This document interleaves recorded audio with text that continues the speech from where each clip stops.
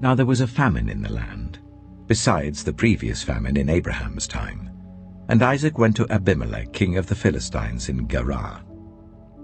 The Lord appeared to Isaac and said, "Do not go down to Egypt. Live in the land where I tell you to live. Stay in this land for a while, and I will be with you and will bless you. For to you and your descendants I will give all these lands and will confirm the oath I swore to your father Abraham. I will make your descendants as numerous as the stars in the sky, and will give them all these lands. And through your offspring all nations on earth will be blessed, because Abraham obeyed me and did everything I required of him, keeping my commands, my decrees, and my instructions." So Isaac stayed in Gerar. When the men of that place asked him about his wife, he said, "She is my sister," because he was afraid to say, "She is my wife." He thought, "The men of this place might kill me on account of Rebekah, because she is beautiful." When Isaac had been there a long time, Abimelek, king of the Philistines, looked down from a window and saw Isaac caressing his wife Rebekah. So Abimelek summoned Isaac and said, "She is really your wife. Why did you say, 'She is my sister'?" Isaac answered him, "Because I thought I might lose my life on account of her." Then Abimelek said, "What is this you have done to us? One of the men might well have slept with your wife, and you would have brought guilt upon us." So Abimelek gave orders to all the people, "Anyone who harms this man or his wife shall surely be put to death." Isaac planted crops in that land, and the same year reaped 100-fold, because the Lord blessed him. The man became rich, and his wealth continued to grow until he became very wealthy. He had so many flocks and herds and servants that the Philistines envied him. So all the wells that his father's servants had dug in the time of his father Abraham, the Philistines stopped up, filling them with earth. Then Abimelek said to Isaac, "Move away from us.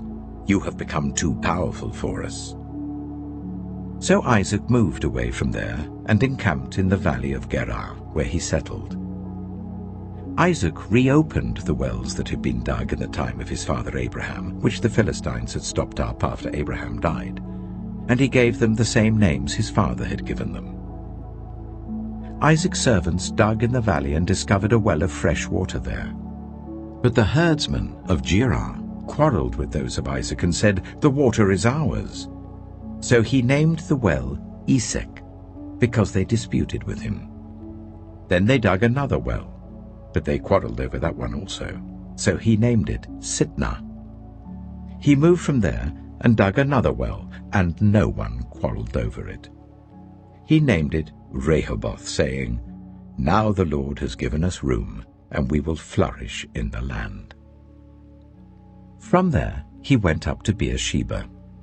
That night the Lord appeared to him and said, "I am the God of your father Abraham. Do not be afraid, for I am with you. I will bless you and will increase the number of your descendants for the sake of my servant Abraham." Isaac built an altar there and called on the name of the Lord.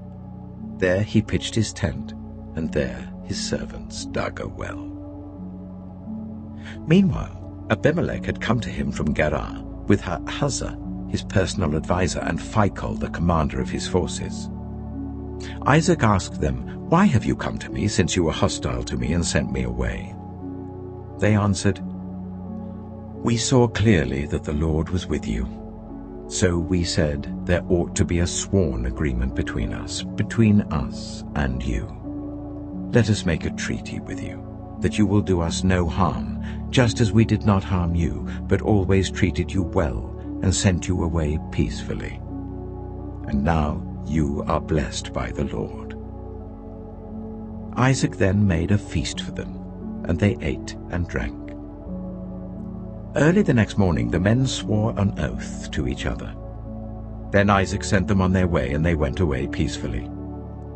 That day Isaac's servants came and told him about the well they had dug. They said, "We've found water." He called it Sheba. and to this day the name of the town has been Beersheba. When Esau was 40 years old, he married Judith, daughter of Beeri the Hittite, and also Basemath, daughter of Elon the Hittite. They were a source of grief to Isaac and Rebekah.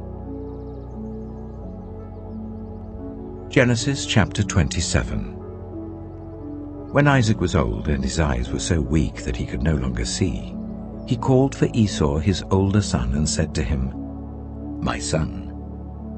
"Here I am," he answered.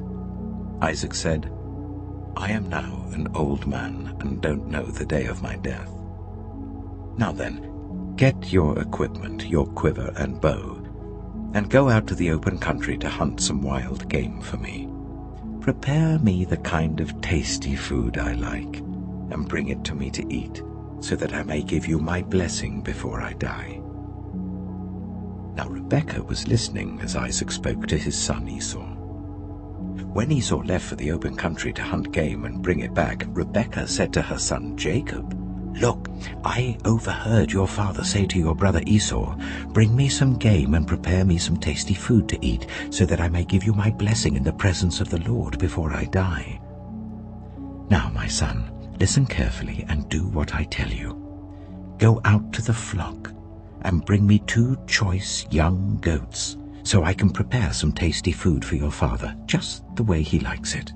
Then take it to your father to eat, so that he may give you his blessing before he dies." Jacob said to Rebekah his mother, "But my brother Esau is a hairy man, while I have smooth skin. What if my father touches me? I would appear to be tricking him, and would bring down a curse on myself rather than a blessing." His mother said to him, "My son, let the curse fall on me. Just do what I say. Go and get them for me." So he went and got them and brought them to his mother, and she prepared some tasty food, just the way his father liked it. Then Rebekah took the best clothes of Esau, her older son, which she had in the house, and put them on her younger son Jacob. She also covered his hands and the smooth part of his neck with the goat skins. Then she handed to her son Jacob the tasty food and the bread she had made. He went to his father and said, "My father?" "Yes, my son," he answered. "Who is it?" Jacob said to his father, "I am Esau, your firstborn. I have done as you told me. Please sit up and eat some of my game, so that you may give me your blessing." Isaac asked his son, "How did you find it so quickly, my son?" "The Lord your God gave me success," he replied. Then Isaac said to Jacob, "Come near so I can touch you, my son, to know whether you really are my son Esau or not." Jacob went close to his father Isaac, who touched him and said, "The voice is the voice of Jacob, but the hands are the hands of Esau."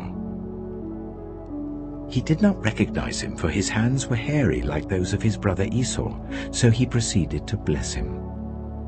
"Are you really my son Esau?" he asked. "I am," he replied. Then he said, "My son, bring me some of your game to eat, so that I may give you my blessing." Jacob brought it to him, and he ate, and he brought some wine, and he drank. Then his father Isaac said to him, "Come here, my son, and kiss me." So he went to him and kissed him. When Isaac caught the smell of his clothes, he blessed him and said, "Ah, the smell of my son is like the smell of a field that the Lord has blessed. May God give you heaven's dew and earth's richness, an abundance of grain and new wine. May nations serve you and peoples bow down to you. Be Lord over your brothers, and may the sons of your mother bow down to you. May those who curse you be cursed, and those who bless you be blessed." After Isaac finished blessing him, and Jacob had scarcely left his father's presence, his brother Esau came in from hunting, He too prepared some tasty food and brought it to his father. Then he said to him, "My father, please sit up and eat some of my game, so that you may give me your blessing." His father Isaac asked him, "Who are you?" "I am your son," he answered, "your firstborn, Esau." Isaac trembled violently and said, "Who was it, then, that hunted game and brought it to me? I ate it just before you came, and I blessed him, and indeed he will be blessed." When Esau heard his father's words, he burst out with a loud and bitter cry, and said to his father, "Bless me, me too, my father." But he said, "Your brother came deceitfully and took your blessing." Esau said, "Isn't he rightly named Jacob? This is the second time he has taken advantage of me. He took my birthright, and now he's taken my blessing." Then he asked, "Haven't you reserved any blessing for me?" Isaac answered Esau, "I have made him lord over you, and have made all his relatives his servants, and I have sustained him with grain and new wine. So what can I possibly do for you, my son?" Esau said to his father, "Do you only have one blessing, my father? Bless me too, my father." Then Esau wept aloud. His father Isaac answered him, "Your dwelling will be away from the earth's richness, away from the dew of heaven above. You will live by the sword, and you will serve your brother. But when you grow restless, you will throw his yoke from off your neck." Esau held a grudge against Jacob because of the blessing his father had given him. He said to himself, "The days of mourning for my father are near. Then I will kill my brother Jacob." When Rebekah was told what her older son Esau had said, she sent for her younger son Jacob and said to him, "Your brother Esau is planning to avenge himself by killing you. Now then, my son, do what I say. Flee at once to my brother Laban in Haran. Stay with him for a while until your brother's fury subsides. When your brother is no longer angry with you and forgets what you did to him, I'll send word for you to come back from there. Why should I lose both of you in one day?" Then Rebekah said to Isaac, "I'm disgusted with living because of these Hittite women. If Jacob takes a wife from among the women of this land, from Hittite women like these, my life will not be worth living." Genesis chapter 28. So Isaac called for Jacob and blessed him. Then he commanded him, "Do not marry a Canaanite woman. Go at once to Paddan Aram, to the house of your mother's father Bethuel. Take a wife for yourself there from among the daughters of Laban, your mother's brother. May God Almighty bless you and make you fruitful and increase your numbers, until you become a community of peoples. May he give you and your descendants the blessing given to Abraham, so that you may take possession of the land where you now reside as a foreigner, the land God gave to Abraham." Then Isaac sent Jacob on his way, and he went to Paddan Aram, to Laban son of Bethuel the Aramean, the brother of Rebekah, who was the mother of Jacob and Esau. Now Esau learned that Isaac had blessed Jacob and had sent him to Paddan Aram to take a wife from there, and that when he blessed him he commanded him, "Do not marry a Canaanite woman," and that Jacob had obeyed his father and mother and had gone to Paddan Aram. Esau then realized how displeasing the Canaanite women were to his father Isaac. So he went to Ishmael and married Mahalath, the sister of Nebaioth, and daughter of Ishmael, son of Abraham, in addition to the wives he already had. Jacob left Beersheba and set out for Haran. When he reached a certain place, he stopped for the night because the sun had set. Taking one of the stones there, he put it under his head and lay down to sleep. he had a dream in which he saw a stairway resting on the earth with its top reaching to heaven, and the angels of God were ascending and descending on it. There above it stood the Lord, and he said, "I am the Lord, the God of your father Abraham and the God of Isaac. I will give you and your descendants the land on which you are lying. Your descendants will be like the dust of the earth, and you will spread out to the west and to the east, to the north and to the south. All peoples on earth will be blessed through you and your offspring. I am with you and will watch over you wherever you go, and I will bring you back to this land. I will not leave you until I have done what I have promised you." When Jacob awoke from his sleep, he thought, "Surely the Lord is in this place, and I was not aware of it." He was afraid and said, "How awesome is this place!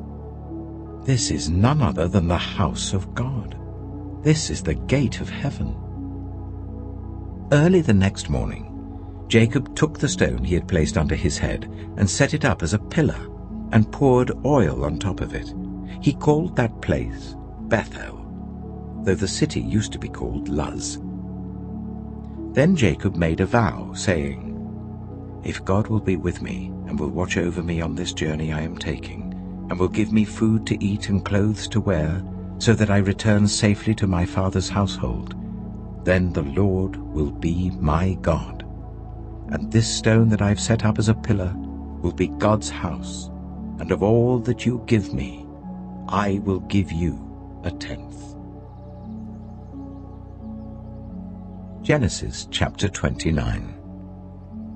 Then Jacob continued on his journey and came to the land of the eastern peoples.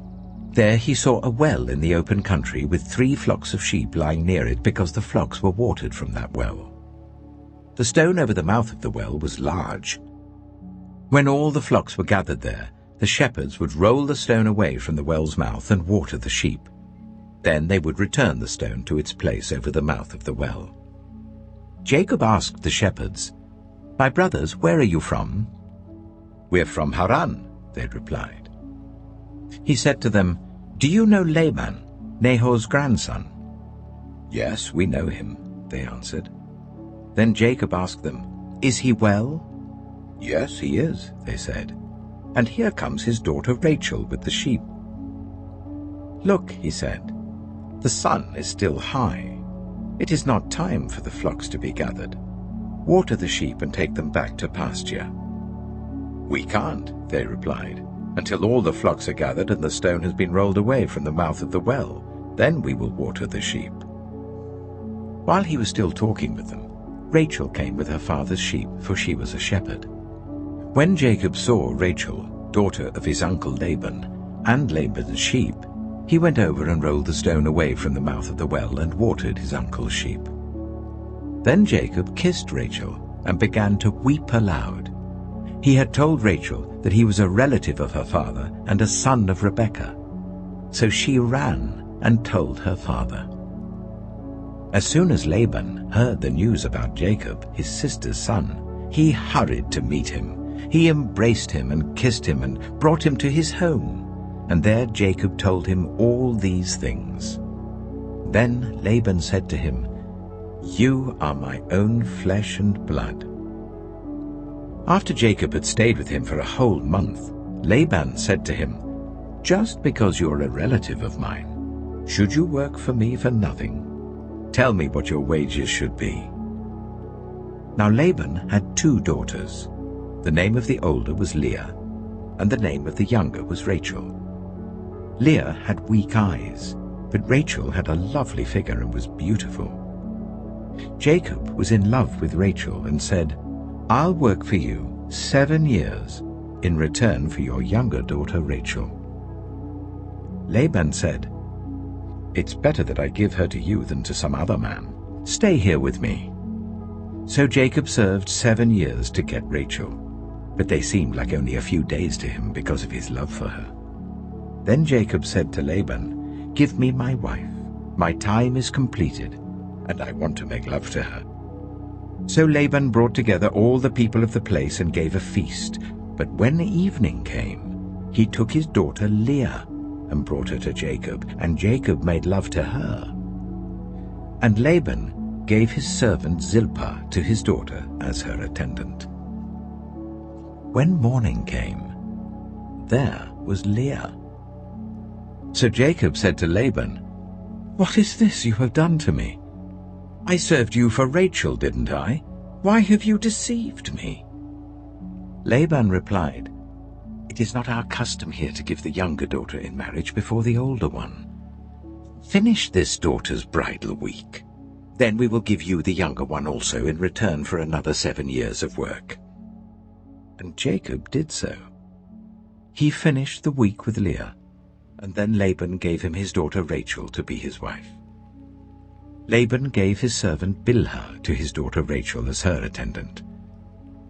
Jacob made love to Rachel also, and his love for Rachel was greater than his love for Leah, and he worked for Laban another 7 years. When the Lord saw that Leah was not loved, he enabled her to conceive, but Rachel remained childless.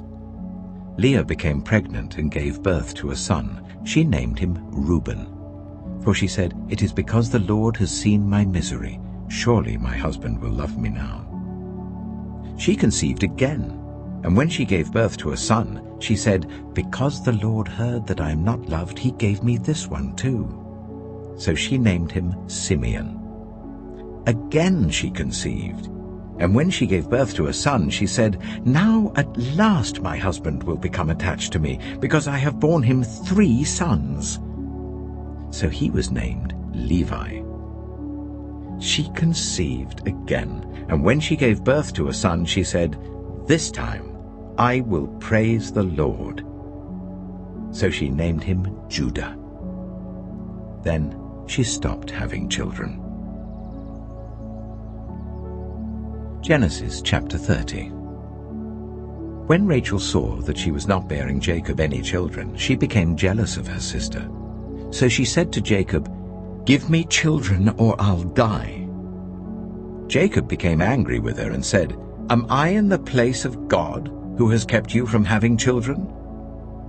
Then she said, "Here is Bilhah, my servant. Sleep with her, so that she can bear children for me, and I too can build a family through her." So she gave him her servant Bilhah as a wife. Jacob slept with her, and she became pregnant and bore him a son. Then Rachel said, "God has vindicated me. He has listened to my plea and given me a son." Because of this, she named him Dan. Rachel's servant Bilhah conceived again and bore Jacob a second son. Then Rachel said, "I have had a great struggle with my sister, and I have won." So she named him Naphtali.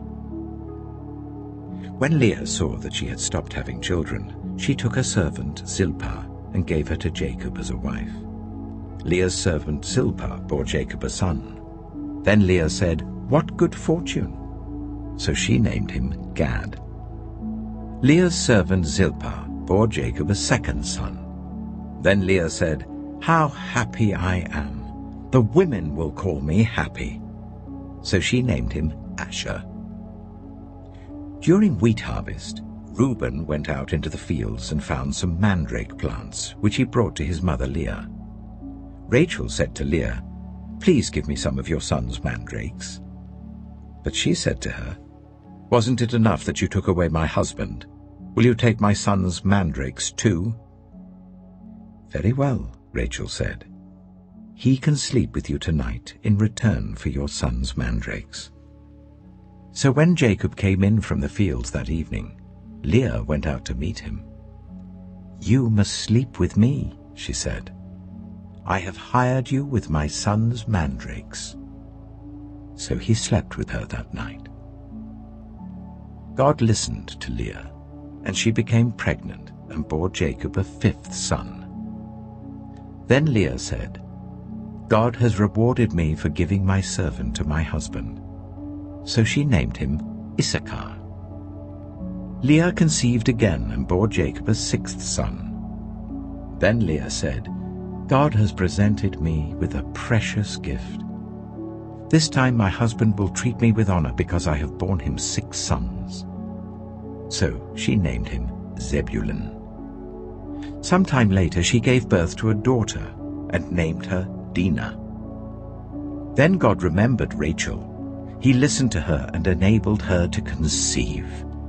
She became pregnant and gave birth to a son, and said, "God has taken away my disgrace." She named him Joseph, and said, "May the Lord add to me another son." After Rachel gave birth to Joseph, Jacob said to Laban, "Send me on my way so I can go back to my own homeland. Give me my wives and children for whom I have served you, and I will be on my way. You know how much work I've done for you." But Laban said to him, "If I have found favor in your eyes, please stay.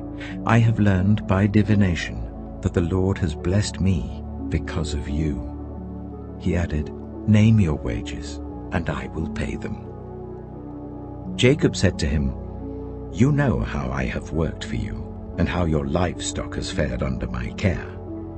The little you had before I came has increased greatly, and the Lord has blessed you wherever I have been. But now, when may I do something for my own household?" "What shall I give you?" he asked. "Don't give me anything," Jacob replied. "But if you will do this one thing for me, I will go on tending your flocks and watching over them. Let me go through all your flocks today and remove from them every speckled or spotted sheep, every dark-colored lamb, and every spotted or speckled goat.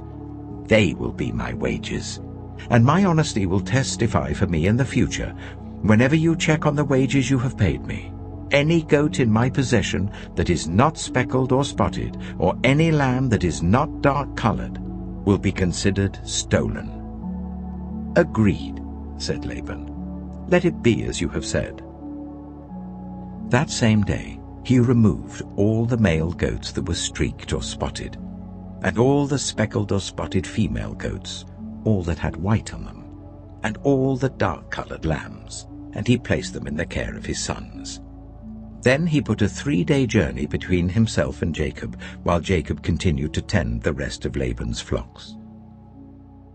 Jacob, however, took fresh-cut branches from poplar, almond, and plane trees, and made white stripes on them by peeling the bark and exposing the white inner wood of the branches. Then he placed the peeled branches in all the watering troughs, so that they would be directly in front of the flocks when they came to drink. When the flocks were in heat and came to drink, they mated in front of the branches, and they bore young that was streaked or speckled or spotted. Jacob set apart the young of the flock by themselves, but made the rest face the streaked and dark-colored animals that belonged to Laban. Thus he made separate flocks for himself, and did not put them with Laban's animals. Whenever the stronger females were in heat, Jacob would place the branches in the troughs in front of the animals, so that they would mate near the branches. But if the animals were weak, he would not place them there. So the weak animals went to Laban, and the strong ones went to Jacob. In this way the man grew exceedingly prosperous, and came to own large flocks and female and male servants, and camels and donkeys. Genesis chapter 31. Jacob heard that Laban's sons were saying, "Jacob has taken everything our father owned, and has gained all this wealth from what belonged to our father." And Jacob noticed that Laban's attitude toward him was not what it had been. Then the Lord said to Jacob, "Go back to the land of your fathers and to your relatives, and I will be with you." So Jacob sent word to Rachel and Leah to come out to the fields where his flocks were. He said to them, "I see that your father's attitude towards me is not what it was before, but the God of my father has been with me. You know that I've worked for your father with all my strength. Yet your father has cheated me by changing my wages 10 times. However, God has not allowed him to harm me. If he said, 'The speckled ones will be your wages,' then all the flocks gave birth to speckled young. And if he said, 'The streaked ones will be your wages,' then all the flocks bore streaked young. So God has taken away your father's livestock and has given them to me. In breeding season, I once had a dream, in which I looked up and saw that the male goats mating with the flock were streaked, speckled, or spotted. The angel of God said to me in the dream, 'Jacob.' I answered, 'Here I am.' And he said, 'Look up and see that all the male goats mating with the flock are streaked, speckled, or spotted, for I have seen all that Laban has been doing to you. I am the God of Bethel, where you anointed a pillar and where you made a vow to me. Now leave this land at once and go back to your native land.' Then Rachel and Leah replied, 'Do we still have any share in the inheritance of our father's estate? Does he not regard us as foreigners? Not only has he sold us, but he has used up what was paid for us. Surely all the wealth that God took away from our father belongs to us and our children. So do whatever God has told you.' Then Jacob put his children and his wives on camels, and he drove all his livestock ahead of him along with all the goods he had accumulated in Paddan Aram, to go to his father Isaac in the land of Canaan. When Laban had gone to shear his sheep, Rachel stole her father's household gods. Moreover, Jacob deceived Laban the Aramean by not telling him he was running away. So he fled with all he had, crossed the Euphrates River, and headed for the hill country of Gilead. On the third day, Laban was told that Jacob had fled. Taking his relatives with him, he pursued Jacob for 7 days and caught up with him in the hill country of Gilead. Then God came to Laban the Aramean in a dream at night and said to him, "Be careful not to say anything to Jacob, either good or bad." Jacob had pitched his tent in the hill country of Gilead when Laban overtook him, and Laban and his relatives camped there too. Then Laban said to Jacob, "What have you done? You've deceived me, and you've carried off my daughters like captives in war. Why did you run off secretly and deceive me? Why didn't you tell me, so I could send you away with joy and singing to the music of tambourines and harps? You didn't even let me kiss my grandchildren and my daughters goodbye. You've done a foolish thing. I have the power to harm you. But last night the God of your father said to me, 'Be careful not to say anything to Jacob, either good or bad.' Now you have gone off because you long to return to your father's household. But why did you steal my gods?" Jacob answered Laban, "I was afraid, because I thought you would take your daughters away from me by force. But if you find anyone who has your gods, that person shall not live. In the presence of our relatives, see for yourself whether there is anything of yours here with me, and if so, take it." Now Jacob did not know that Rachel had stolen the gods. So Laban went into Jacob's tent, and into Leah's tent, and into the tent of the 2 female servants, but he found nothing. After he came out of Leah's tent, he entered Rachel's tent. Now Rachel had taken the household gods and put them inside her camel's saddle and was sitting on them. Laban searched through everything in the tent, but found nothing. Rachel said to her father, "Don't be angry, my lord, that I cannot stand up in your presence. I'm having my period." So he searched, but could not find the household gods. Jacob was angry and took Laban to task. "What is my crime?" he asked Laban. "How have I wronged you that you hunt me down? Now that you have searched through all my goods, what have you found that belongs to your household? Put it here in front of your relatives and mine, and let them judge between the 2 of us. I have been with you for 20 years now. Your sheep and goats have not miscarried, nor have I eaten rams from your flocks. I did not bring you animals torn by wild beasts. I bore the loss myself. And you demanded payment from me for whatever was stolen by day or night. This was my situation. The heat consumed me in the daytime and the cold at night, and sleep fled from my eyes. It was like this for the 20 years I was in your household. I worked for you 14 years for your 2 daughters and 6 years for your flocks, and you changed my wages 10 times. If the God of my father, the God of Abraham, and the fear of Isaac had not been with me, you would surely have sent me away empty-handed. But God has seen my hardship and the toil of my hands, and last night he rebuked you."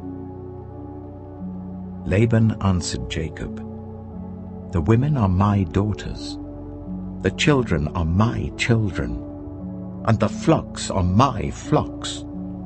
All you see is mine. Yet what can I do today about these daughters of mine, or about the children they have borne? Come now, let's make a covenant, you and I, and let it serve as a witness between us." So Jacob took a stone and set it up as a pillar. He said to his relatives, "Gather some stones." So they took stones and piled them in a heap, and they ate there by the heap. Laban called it Jegar-sahadutha, and Jacob called it Gilead. Laban said, "This heap is a witness between you and me today." That is why it was called Gilead. It was also called Mizpah, because he said, "May the Lord keep watch between you and me when we are away from each other. If you ill-treat my daughters, or if you take any wives besides my daughters, even though no one is with us, remember that God is a witness between you and me." Laban also said to Jacob, "Here is this heap, and here is the pillar I have set up between you and me. This heap is a witness, and this pillar is a witness, that I will not go past this heap to your side to harm you, and that you will not go past this heap and pillar to my side to harm me. May the God of Abraham and the God of Nahor, the God of their father, judge between us." So Jacob took an oath in the name of the fear of his father Isaac. He offered a sacrifice there in the hill country and invited his relatives to a meal. After they had eaten, they spent the night there. Early the next morning, Laban kissed his grandchildren and his daughters and blessed them. Then he left and returned home. Genesis chapter 32. Jacob also went on his way, and the angels of God met him. When Jacob saw them, he said, "This is the camp of God." So he named that place Mahanaim. Jacob sent messengers ahead of him to his brother Esau in the land of Seir, the country of Edom. He instructed them, "This is what you are to say to my lord Esau. Your servant Jacob says, I have been staying with Laban and have remained there till now. I have cattle and donkeys, sheep and goats, male and female servants. Now I am sending this message to my lord, that I may find favor in your eyes." When the messengers returned to Jacob, they said, "We went to your brother Esau, and now he is coming to meet you, and 400 men are with him." In great fear and distress, Jacob divided the people who were with him into 2 groups, and the flocks and herds and camels as well. He thought, if Esau comes and attacks one group, the group that is left may escape. Then Jacob prayed, "O God of my father Abraham, God of my father Isaac, Lord, you who said to me, 'Go back to your country and your relatives, and I will make you prosper,' I am unworthy of all the kindness and faithfulness you have shown your servant. I had only my staff when I crossed this Jordan, but now I have become 2 camps. Save me, I pray, from the hand of my brother Esau, for I am afraid he will come and attack me, and also the mothers with their children.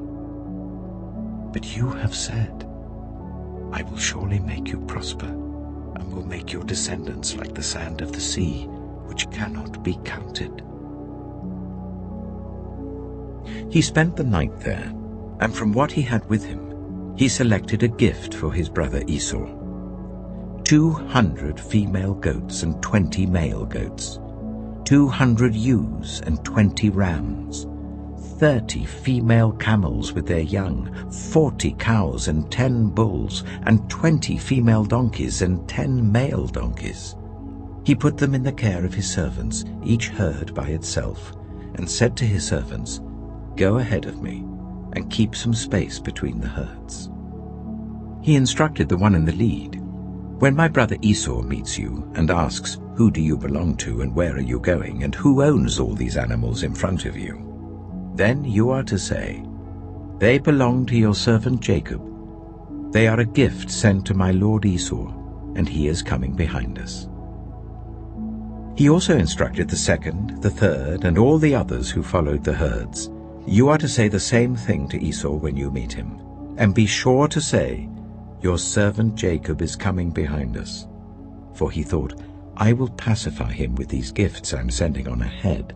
Later, when I see him, perhaps he will receive me. So Jacob's gifts went on ahead of him, but he himself spent the night in the camp. That night Jacob got up and took his 2 wives, his 2 female servants, and his 11 sons, and crossed the ford of the Jabbok. After he had sent them across the stream, he sent over all his possessions. So Jacob was left alone, and a man wrestled with him till daybreak. When the man saw that he could not overpower him, he touched the socket of Jacob's hip, so that his hip was wrenched as he wrestled with the man. Then the man said, Let me go, for it is daybreak. But Jacob replied, I will not let you go, unless you bless me. The man asked him, What is your name? Jacob, he answered. Then the man said, Your name will no longer be Jacob, but Israel, because you have struggled with God and with humans and have overcome. Jacob said, Please tell me your name. But he replied, Why do you ask my name? Then he blessed him there. So Jacob called the place Peniel, saying, It is because I saw God face to face, and yet my life was spared. The sun rose above him as he passed Peniel, and he was limping because of his hip. Therefore to this day the Israelites do not eat the tendon attached to the socket of the hip, because the socket of Jacob's hip was touched near the tendon. Genesis chapter 33. Jacob looked up, and there was Esau, coming with his 400 men. So he divided the children among Leah, Rachel, and the 2 female servants. He put the female servants and their children in front, Leah and her children next, and Rachel and Joseph in the rear. He himself went on ahead and bowed down to the ground 7 times as he approached his brother. But Esau ran to meet Jacob and embraced him. He threw his arms around his neck and kissed him, and they wept. Then Esau looked up and saw the women and children. Who are these with you? He asked. Jacob answered, They are the children God has graciously given your servant. Then the female servants and their children approached and bowed down. Next Leah and her children came and bowed down. Last of all came Joseph and Rachel, and they too bowed down. Esau asked, What's the meaning of all these flocks and herds I met? to find favor in your eyes, my lord," he said. But Esau said, "I already have plenty, my brother. Keep what you have for yourself." "No, please," said Jacob. "If I have found favor in your eyes, accept this gift from me. For to see your face is like seeing the face of God now that you have received me favorably. Please accept the present that was brought to you, for God has been gracious to me, and I have all I need." And because Jacob insisted, Esau accepted it. Then Esau said, "Let us be on our way. I'll accompany you." But Jacob said to him, "My Lord knows that the children are tender, and that I must care for the ewes and cows that are nursing their young. If they are driven hard just one day, all the animals will die. So let my Lord go on ahead of his servant while I move along slowly at the pace of the flocks and herds before me, and the pace of the children, until I come to my Lord in Seir." Esau said, "Then let me leave some of my men with you." "But why do that?" Jacob asked. "Just let me find favor in the eyes of my Lord." So that day Esau started on his way back to Seir. Jacob, however, went to Succoth, where he built a place for himself and made shelters for his livestock. That is why the place is called Succoth. After Jacob came from Paddan Aram, he arrived safely at the city of Shechem in Canaan, and camped within sight of the city. For 100 pieces of silver he bought from the sons of Hamor, the father of Shechem, the plot of ground where he pitched his tent. There he set up an altar and called it El Elohe Israel. Genesis chapter 34. Now Dinah, the daughter Leah had borne to Jacob, went out to visit the women of the land. When Shechem, son of Hamor the Hivite, the ruler of that area, saw her, he took her and raped her. His heart was drawn to Dinah, daughter of Jacob. He loved the young woman and spoke tenderly to her. And Shechem said to his father Hamor, "Get me this girl as my wife."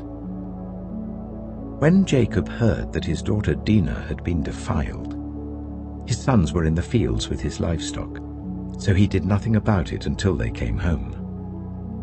Then Shechem's father Hamor went out to talk with Jacob. Meanwhile, Jacob's sons had come in from the fields as soon as they heard what had happened. They were shocked and furious, because Shechem had done an outrageous thing in Israel by sleeping with Jacob's daughter, a thing that should not be done. But Hamor said to them, "My son Shechem has his heart set on your daughter. Please give her to him as his wife. Intermarry with us. Give us your daughters and take our daughters for yourselves. You can settle among us. The land is open to you. Live in it, trade in it, and acquire property in it." Then Shechem said to Dinah's father and brothers, "Let me find favor in your eyes, and I will give you whatever you ask. Make the price for the bride and the gift I am to bring as great as you like, and I'll pay whatever you ask me. Only give me the young woman as my wife." Because their sister Dinah had been defiled, Jacob's sons replied deceitfully as they spoke to Shechem and his father Hamor. They said to them, "We can't do such a thing. We can't give our sister to a man who is not circumcised. That would be a disgrace to us. We will enter into an agreement with you on one condition only, that you become like us by circumcising all your males. Then we will give you our daughters and take your daughters for ourselves. We'll settle among you and become one people with you.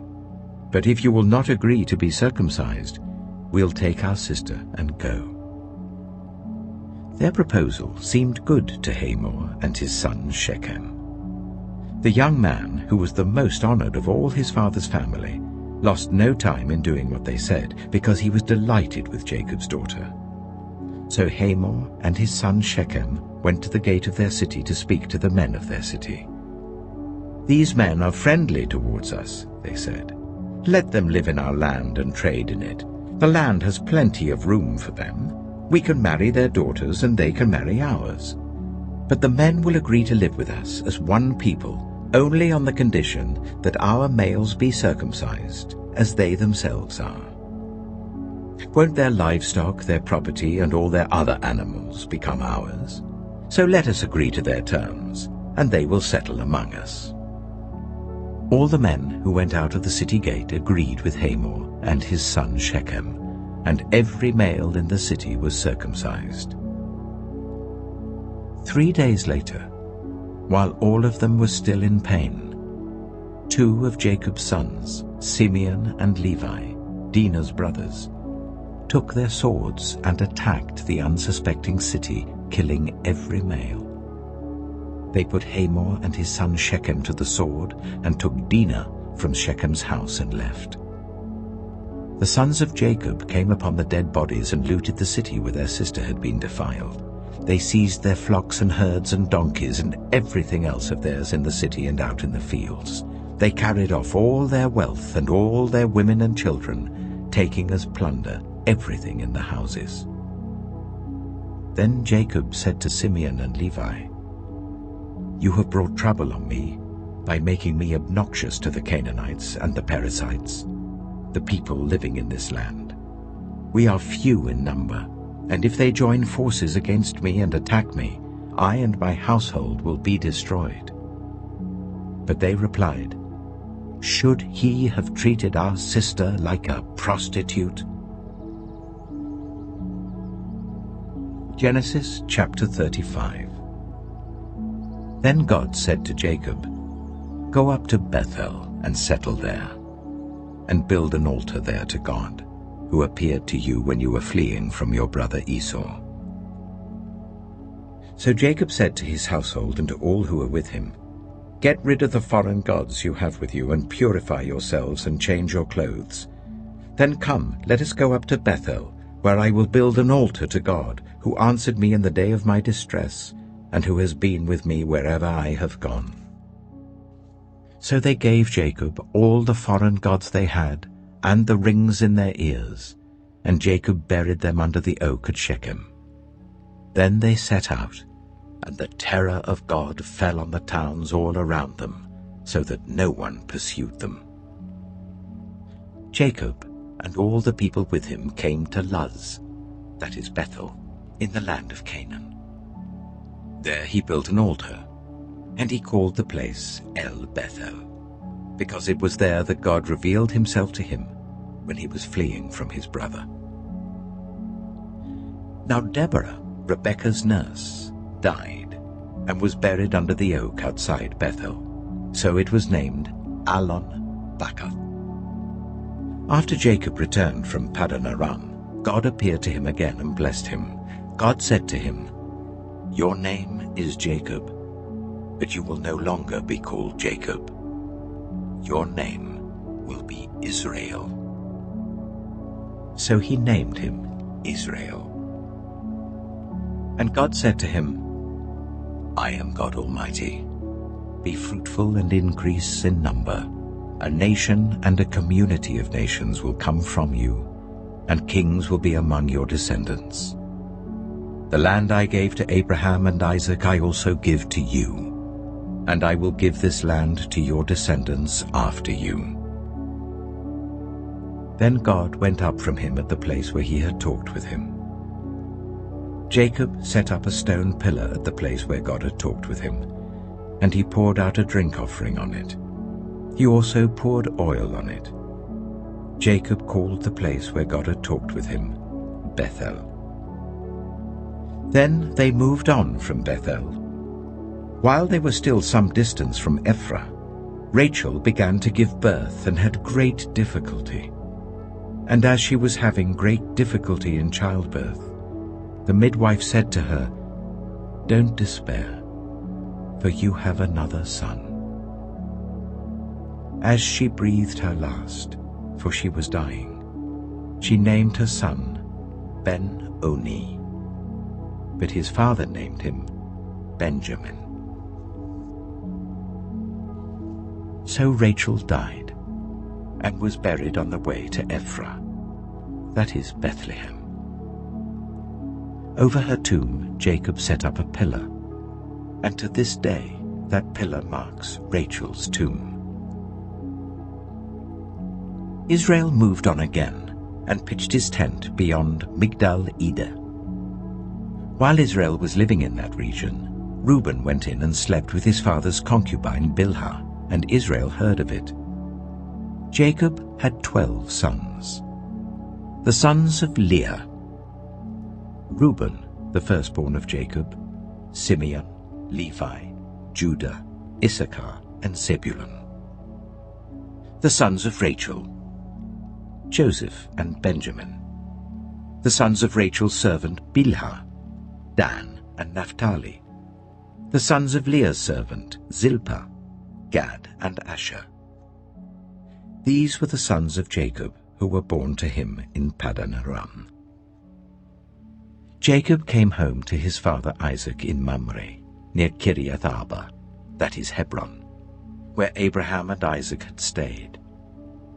Isaac lived 180 years. Then he breathed his last and died, and was gathered to his people, old and full of years. And his sons Esau and Jacob buried him. Genesis chapter 36. This is the account of the family line of Esau, that is, Edom. Esau took his wives from the women of Canaan: Adah, daughter of Elon the Hittite, and Aholibamah, daughter of Anah and granddaughter of Zibeon the Hittite, and Basemath, daughter of Ishmael and sister of Nebaioth. Adah bore Eliphaz to Esau, Basemath bore Ruel, and Aholibamah bore Jeush, Jalam, and Korah. These were the sons of Esau who were born to him in Canaan. Esau took his wives and sons and daughters and all the members of his household, as well as his livestock and all his other animals and all the goods he had acquired in Canaan, and moved to a land some distance from his brother Jacob. Their possessions were too great for them to remain together. The land where they were staying could not support them both because of their livestock. So Esau, that is Edom, settled in the hill country of Seir. This is the account of the family line of Esau, the father of the Edomites, in the hill country of Seir. These are the names of Esau's sons: Eliphaz, the son of Esau's wife Adah, and Ruel, the son of Esau's wife Basemath. The sons of Eliphaz: Teman, Omar, Zepho, Getim, and Kenaz. Esau's son Eliphaz also had a concubine named Timnah, who bore him Amalek. These were grandsons of Esau's wife Adah. The sons of Ruel: Nahath, Zerah, Shammah, and Mitzah. These were grandsons of Esau's wife Basemath. The sons of Esau's wife Aholibamah, daughter of Anah and granddaughter of Zibeon, whom she bore to Esau: Jeush, Jalam, and Korah. These were the chiefs among Esau's descendants. The sons of Eliphaz, the firstborn of Esau: chiefs Teman, Omar, Zepho, Kenaz, Korah, Getim, and Amalek. These were the chiefs descended from Eliphaz in Edom. They were grandsons of Adah. The sons of Esau's son Ruel: chiefs Nahath, Zerah, Shammah, and Mitzah. These were the chiefs descended from Ruel in Edom. They were grandsons of Esau's wife Basemath. The sons of Esau's wife Aholibamah: chiefs Jeush, Jalam, and Korah. These were the chiefs descended from Esau's wife Aholibamah, daughter of Anah. These were the sons of Esau, that is Edom, and these were their chiefs. These were the sons of Seir the Horite, who were living in the region: Lotan, Shobal, Zibeon, Anah, Dishon, Ezer, and Dishan. These sons of Seir in Edom were Horite chiefs. The sons of Lotan: Horai and Homam. Timnah was Lotan's sister. The sons of Shobal: Alvan, Manahath, Ebal, Shapho, and Onam. The sons of Zibeon, Aya and Anah. This is the Anah who discovered the hot springs in the desert while he was grazing the donkeys of his father Zibeon. The children of Anah, Dishon and Aholibamah, daughter of Anah. The sons of Dishon, Hemdan, Eshban, Ithran, and Kiran. The sons of Ezer, Bilhan, Zevan, and Achan. The sons of Dishan, Uz and Aram. These were the Horite chiefs: Lotan, Shobal, Zibeon, Anah, Dishon, Ezer, and Dishan. These were the Horite chiefs according to their divisions in the land of Seir. These were the kings who reigned in Edom before any Israelite king reigned. Bela, son of Beor, became king of Edom. His city was named Dinhabah. When Bela died, Jobab, son of Zerah from Bozrah, succeeded him as king. When Jobab died, Husham from the land of the Temanites succeeded him as king. When Husham died, Hadad, son of Bedad, who defeated Midian in the country of Moab, succeeded him as king. His city was named Avith. When Hadad died, Samlah from Masrekah succeeded him as king. When Samlah died, Shaul from Rehoboth on the river succeeded him as king. When Shaul died, Baal-Hanan, son of Akbor, succeeded him as king. When Baal-Hanan, son of Akbor, died, Hadad succeeded him as king. His city was named Peiu, and his wife's name was Mehetabel, daughter of Matred, the daughter of Mezahab. These were the chiefs descended from Esau, by name according to their clans and regions: Timnah, Alivah, Jetheth, Aholibamah, Elah, Pinon, Kizah, Teman, Mibzah, Magdiel, and Iram. These were the chiefs of Edom according to their settlements in the land they occupied. This is the family line of Esau, the father of the Edomites. Genesis chapter 37. Jacob lived in the land where his father had stayed, the land of Canaan. This is the account of Jacob's family line. Joseph, a young man of 17, was tending the flocks with his brothers, the sons of Bilhah and the sons of Zilpah, his father's wives, and he brought their father a bad report about them. Now Israel loved Joseph more than any of his other sons, because he had been born to him in his old age, and he made an ornate robe for him. When his brothers saw that their father loved him more than any of them, they hated him and could not speak a kind word to him. Joseph had a dream, and when he told it to his brothers, they hated him all the more. He said to them, "Listen to this dream I had. We were binding sheaves of corn out in the field when suddenly my sheaf rose and stood upright, while your sheaves gathered round mine and bowed down to it." His brothers said to him, "Do you intend to reign over us? Will you actually rule us?" And they hated him all the more because of his dream and what he had said. Then he had another dream, and he told it to his brothers. "Listen," he said, "I had another dream, and this time the sun and moon and 11 stars were bowing down to me." When he told his father as well as his brothers, his father rebuked him and said, "What is this dream you had? Will your mother and I and your brothers actually come and bow down to the ground before you?" His brothers were jealous of him, but his father kept the matter in mind. Now his brothers had gone to graze their father's flocks near Shechem, and Israel said to Joseph, "As you know, your brothers are grazing the flocks near Shechem. Come, I'm going to send you to them." "Very well," he replied.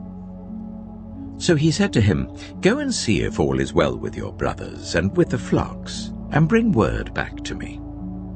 Then he sent him off from the valley of Hebron. When Joseph arrived at Shechem, a man found him wandering around in the fields and asked him, "What are you looking for?" He replied, "I'm looking for my brothers. Can you tell me where they are grazing their flocks?" "They've moved on from here," the man answered. I heard them say, 'Let's go to Dothan.' So Joseph went after his brothers and found them near Dothan. But they saw him in the distance, and before he reached them, they plotted to kill him. 'Here comes that dreamer,' they said to each other. 'Come now, let's kill him and throw him into one of these cisterns, and say that a ferocious animal devoured him. Then we'll see what comes of his dreams.' When Reuben heard this, he tried to rescue him from their hands. 'Let's not take his life,' he said. 'Don't shed any blood. Throw him into this cistern here in the wilderness, but don't lay a hand on him.' Reuben said this to rescue him from them and take him back to his father. So when Joseph came to his brothers, they stripped him of his robe, the ornate robe he was wearing, and they took him and threw him into the cistern. The cistern was empty, there was no water in it. As they sat down to eat their meal, they looked up and saw a caravan of Ishmaelites coming from Gilead. Their camels were loaded with spices, balm and myrrh, and they were on their way to take them down to Egypt. Judah said to his brothers, "What will we gain if we kill our brother and cover up his blood? Come, let's sell him to the Ishmaelites and not lay our hands on him. After all, he is our brother, our own flesh and blood." His brothers agreed. So when the Midianite merchants came by, his brothers pulled Joseph up out of the cistern and sold him for 20 shekels of silver to the Ishmaelites, who took him to Egypt. When Reuben returned to the cistern and saw that Joseph was not there, he tore his clothes. He went back to his brothers and said, "The boy isn't there. Where can I turn now?" Then they got Joseph's robe, slaughtered a goat and dipped the robe in the blood. They took the ornate robe back to their father and said, "We found this. Examine it to see whether it is your son's robe." He recognized it and said, "It is my son's robe. Some ferocious animal has devoured him. Joseph has surely been torn to pieces." Then Jacob tore his clothes, put on sackcloth, and mourned for his son many days. All his sons and daughters came to comfort him, but he refused to be comforted. "No," he said, "I will continue to mourn until I join my son in the grave." So his father wept for him. Meanwhile, the Midianites sold Joseph in Egypt to Potiphar, one of Pharaoh's officials, the captain of the guard. Genesis chapter 38. At that time, Judah left his brothers and went down to stay with a man of Adullam named Hira. There Judah met the daughter of a Canaanite man named Shua. He married her and made love to her. She became pregnant and gave birth to a son, who was named She conceived again and gave birth to a son and named him Onan. She gave birth to still another son and named him Shelah. It was at Kisib that she gave birth to him. Judah got a wife for his firstborn, and her name was Tamar. But Judah's firstborn, was wicked in the Lord's sight, so the Lord put him to death. Then Judah said to Onan, "Sleep with your brother's wife, and fulfill your duty to her as a brother-in-law to raise up offspring for your brother." But Onan knew that the child would not be his. So whenever he slept with his brother's wife, he spilled his semen on the ground to avoid providing offspring for his brother. What he did was wicked in the Lord's sight, so the Lord put him to death also.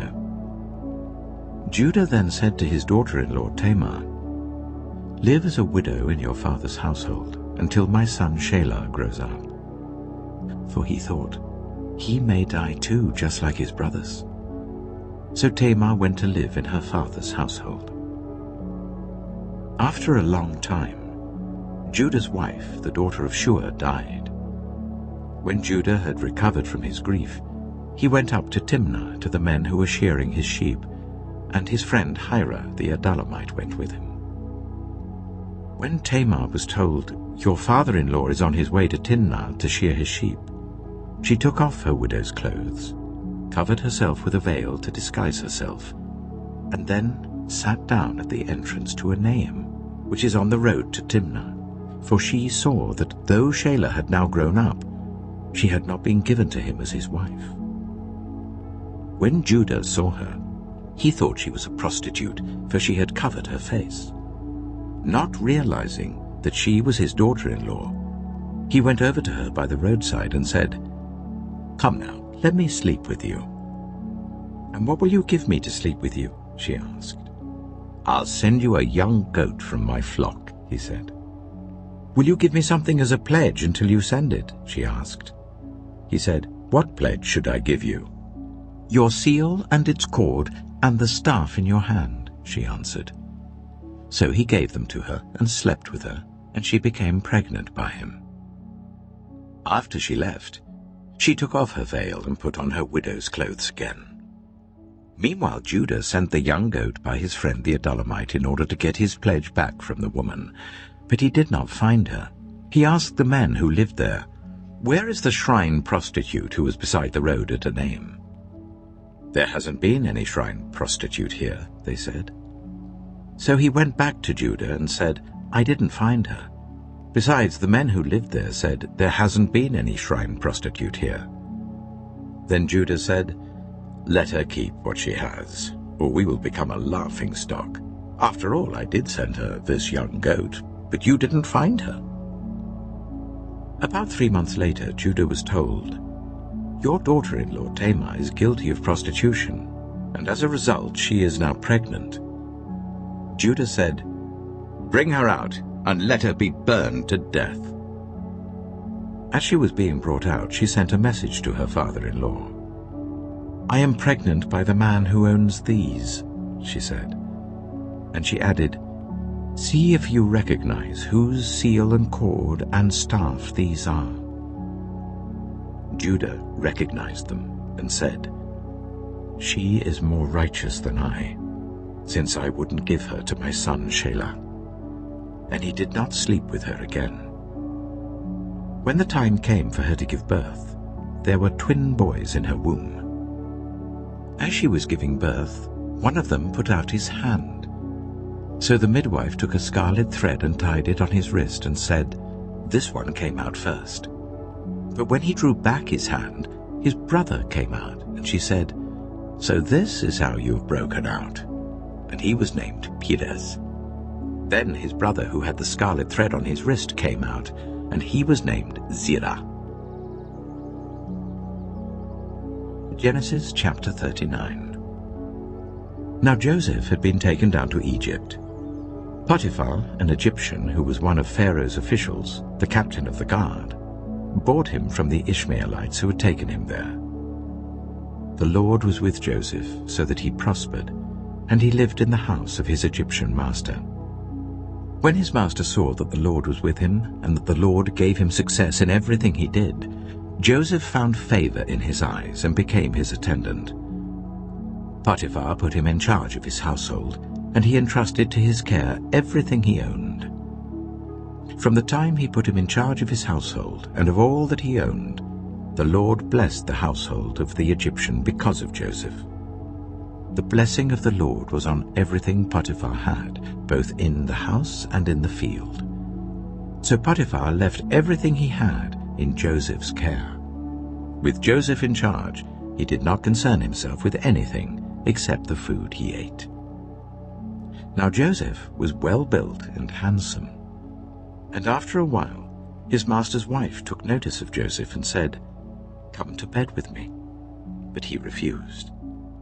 "With me in charge," he told her, "my master does not concern himself with anything in the house. Everything he owns he has entrusted to my care. No one is greater in this house than I am. My master has withheld nothing from me except you, because you are his wife. How then could I do such a wicked thing and sin against God?" And though she spoke to Joseph day after day, he refused to go to bed with her or even be with her. One day he went into the house to attend to his duties, and none of the household servants was inside. She caught him by his cloak and said, "Come to bed with me." But he left his cloak in her hand and ran out of the house. When she saw that he had left his cloak in her hand and had run out of the house, she called her household servants. "Look," she said to them, "this Hebrew has been brought to us to make sport of us. He came in here to sleep with me, but I screamed. When he heard me scream for help, he left his cloak beside me and ran out of the house." She kept his cloak beside her until his master came home. Then she told him this story. "That Hebrew slave you brought us came to me to make sport of me. But as soon as I screamed for help, he left his cloak beside me and ran out of the house." When his master heard the story his wife told him, saying, "This is how your slave treated me," he burned with anger. Joseph's master took him and put him in prison, the place where the king's prisoners were confined. But while Joseph was there in the prison, the Lord was with him. He showed him kindness and granted him favor in the eyes of the prison warden. So the warden put Joseph in charge of all those held in the prison, and he was made responsible for all that was done there. The warden paid no attention to anything under Joseph's care, because the Lord was with Joseph and gave him success in whatever he did. Genesis chapter 40. Sometime later, the cupbearer and the baker of the king of Egypt offended their master, the king of Egypt. Pharaoh was angry with his two officials, the chief cupbearer and the chief baker, and put them in custody in the house of the captain of the guard, in the same prison where Joseph was confined. The captain of the guard assigned them to Joseph, and he attended them. After they had been in custody for some time, each of the two men, the cupbearer and the baker of the king of Egypt, who were being held in prison, had a dream the same night, and each dream had a meaning of its own. When Joseph came to them the next morning, he saw that they were dejected. So he asked Pharaoh's officials who were in custody with him in his master's house, "Why do you look so sad today?" "We both had dreams," they answered, "but there is no one to interpret them." Then Joseph said to them, "Do not interpretations belong to God? Tell me your dreams." So the chief cupbearer told Joseph his dream. He said to him, "In my dream I saw a vine in front of me, and on the vine were 3 branches. As soon as it budded, it blossomed, and its clusters ripened into grapes. Pharaoh's cup was in my hand, and I took the grapes, squeezed them into Pharaoh's cup, and put the cup in his hand." "This is what it means," Joseph said to him. "The 3 branches are 3 days.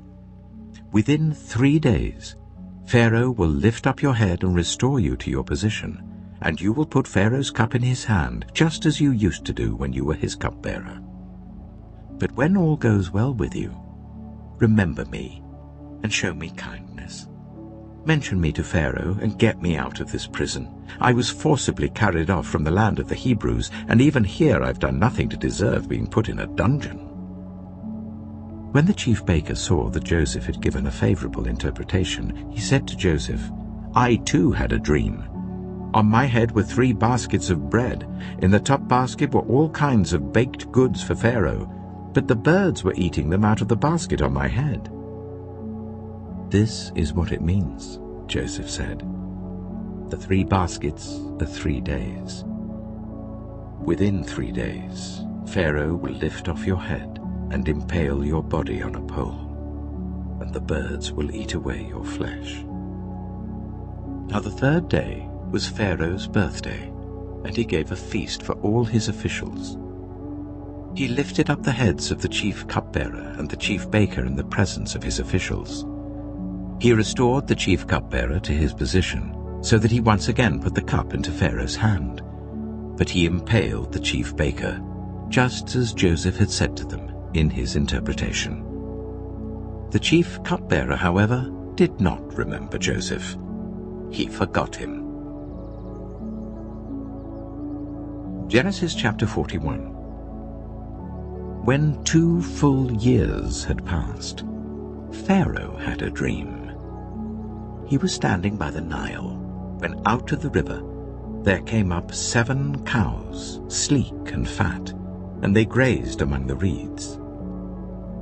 After them 7 other cows, ugly and gaunt, came up out of the Nile and stood beside those on the riverbank. And the cows that were ugly and gaunt ate up the 7 sleek, fat cows. Then Pharaoh woke up. He fell asleep again and had a second dream. 7 ears of corn, healthy and good, were growing on a single stalk. After them 7 other ears of corn sprouted, thin and scorched by the east wind. The thin ears of corn swallowed up the 7 healthy, full ears. Then Pharaoh woke up. It had been a dream. In the morning his mind was troubled, so he sent for all the magicians and wise men of Egypt. Pharaoh told them his dreams, but no one could interpret them for him. Then the chief cupbearer said to Pharaoh, "Today I'm reminded of my shortcomings. Pharaoh was once angry with his servants, and he imprisoned me and the chief baker in the house of the captain of the guard. Each of us had a dream the same night, and each dream had a meaning of its own. Now a young Hebrew was there with us, a servant of the captain of the guard. We told him our dreams, and he interpreted them for us, giving each man the interpretation of his dream. And things turned out exactly as he interpreted them to us. I was restored to my position, and the other man was impaled." So Pharaoh sent for Joseph, and he was quickly brought from the dungeon. When he had shaved and changed his clothes, he came before Pharaoh. Pharaoh said to Joseph, "I had a dream, and no one can interpret it. But I've heard it said of you that when you hear a dream, you can interpret it." "I cannot do it," Joseph replied to Pharaoh, "but God will give Pharaoh the answer he desires." Then Pharaoh said to Joseph, "In my dream I was standing on the bank of the Nile. When out of the river there came up 7 cows, fat and sleek, and they grazed among the reeds. After them 7 other cows came up, scrawny and very ugly and lean. I had never seen such ugly cows in all the land of Egypt. The lean, ugly cows ate up the 7 fat cows that came up first. But even after they ate them, no one could tell that they had done so. They looked just as ugly as before. Then I woke up. In my dream I saw 7 ears of corn, full and good, growing on a single stalk. After them 7 other ears sprouted, withered and thin and scorched by the east wind. The thin ears of corn swallowed up the 7 good ears. I told this to the magicians, but none of them could explain it to me." Then Joseph said to Pharaoh, "The dreams of Pharaoh are one and the same. God has revealed to Pharaoh what he is about to do. The 7 good cows are 7 years, and the 7 good ears of corn are 7 years. It is one and the same dream. The 7 lean, ugly cows that came up afterward are 7 years, and so are the 7 worthless ears of corn scorched by the east wind. They are 7 years of famine. It is just as I said to Pharaoh. God has shown Pharaoh what he is about to do. 7 years of great abundance are coming throughout the land of Egypt, but 7 years of famine will follow them. Then all the abundance in Egypt will be forgotten, and the famine will ravage the land.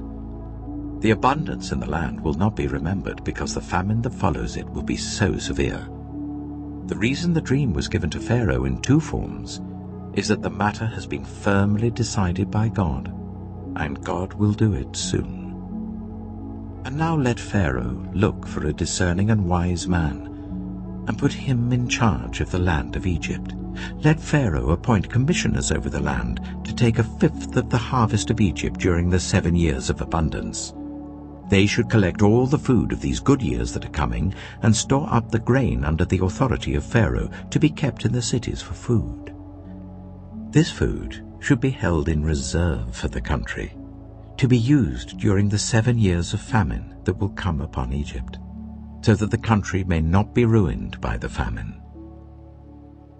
The plan seemed good to Pharaoh and to all his officials. So Pharaoh asked them, "Can we find anyone like this man, one in whom is the Spirit of God."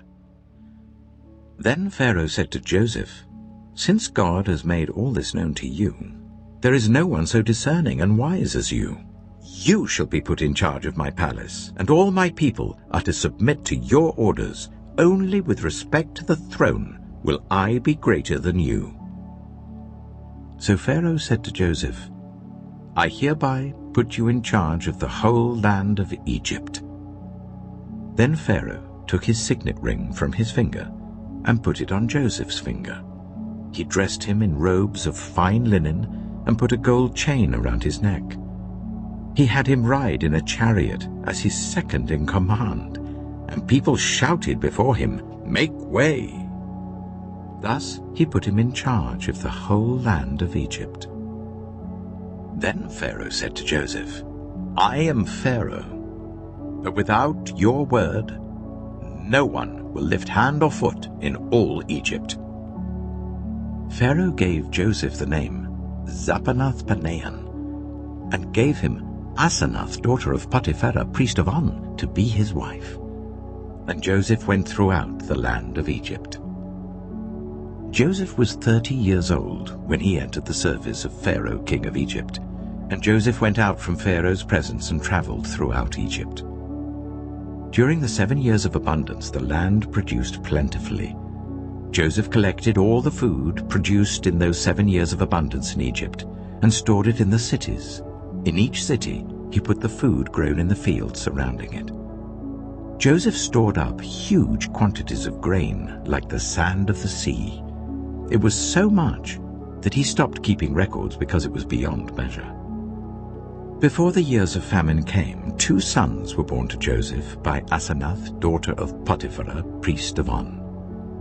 Joseph named his firstborn Manasseh, and said, "It is because God has made me forget all my trouble and all my father's household."